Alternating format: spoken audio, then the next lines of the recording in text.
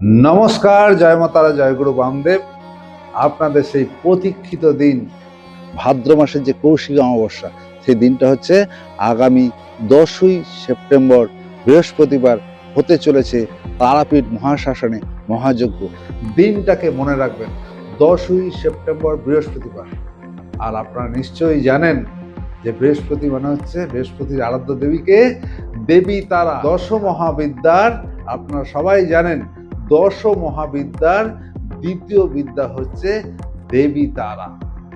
অনেক সময় দেখেছেন আজকে এই প্রবলেম, কালকে ওই প্রবলেম, কালকে অর্থ কষ্ট, কালকে মানসিক কষ্ট, কখনো বিজনেস লস, কখনো চাকরি চলে গেছে, কখনো বাড়িতে অশান্তি, কারোর হেলথ ইস্যু, সব ধরনের শুধু লাইফে শুধু প্রবলেম, শুধু প্রবলেম, শুধু প্রবলেম।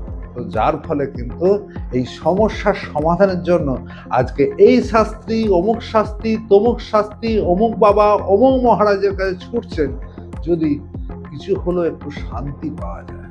কিন্তু একটা জিনিস মনে রাখবেন, যারা নিজের ভাগ্য বদলাতে পারে না, আজ থেকে 10 বছর আগে যে দেখবেন যেমন ভাবে বসেছিল, আজও যে দেখবেন সে সেইভাবেই বসে আছে। যে অ্যাস্ট্রোলজার, যে জ্যোতিষী, যে তান্ত্রিক তার নিজের ভাগ্য চেঞ্জ করতে পারে না, সে আবার আপনার ভাগ্য বদলাবে কি করে? আজকে আপনারা অনেকেই জানেন আমার পুজো পাঠটা আমি করি, আমি আমার আশ্রমের জন্য করি। আগে আমার একটা বিজনেস ছিল, এখন একাধিক বিজনেস সঙ্গে আমি যুক্ত। আপনারা অনেকেই যারা আমার সঙ্গে আছেন, অনেক দিন ধরে আছেন, আমি শুধুমাত্র যে একটা বিজনেস করি না, একাধিক বিজনেস করি এবং সেগুলো সব সফলভাবে বিজনেস করি, সেটা অনেকেই আপনারা জানেন।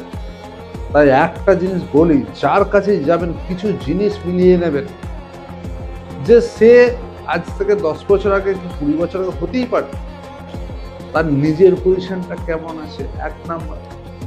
দ্বিতীয় নাম্বার, একটা ভালো অ্যাস্ট্রোলজার, ভালো জ্যোতিষী, ভালো তান্ত্রিক কাকে কি করে চিনবেন? প্রথমেই দেখবেন তার পেজটা যে কত ফলোয়ার্স আছে, না জল ফলোয়ার্স আছে। একটা পেজেতে ফটো দেখবেন কোনো লাইক নেই, কমেন্ট নেই, শেয়ার নেই। দ্বিতীয় কথা হচ্ছে, প্রথম দেখবেন ফলোয়ার্স, দ্বিতীয় দেখবেন কি সেই পেজটা ব্লু টিক আছে নাকি। অর্থাৎ আপনারা জানেন ফেসবুকে যে ব্লু টিক একটা চিহ্ন হয়, সেই পেজটা ব্লু টিক আছে, অর্থাৎ তার মধ্যে লিগালিটি ভাব আছে।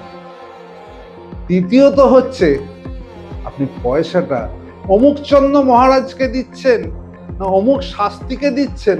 আমার কিছু কিছু সময় হাসিও পায়, বলে আমি গোল্ড মেডেল পেয়েছি,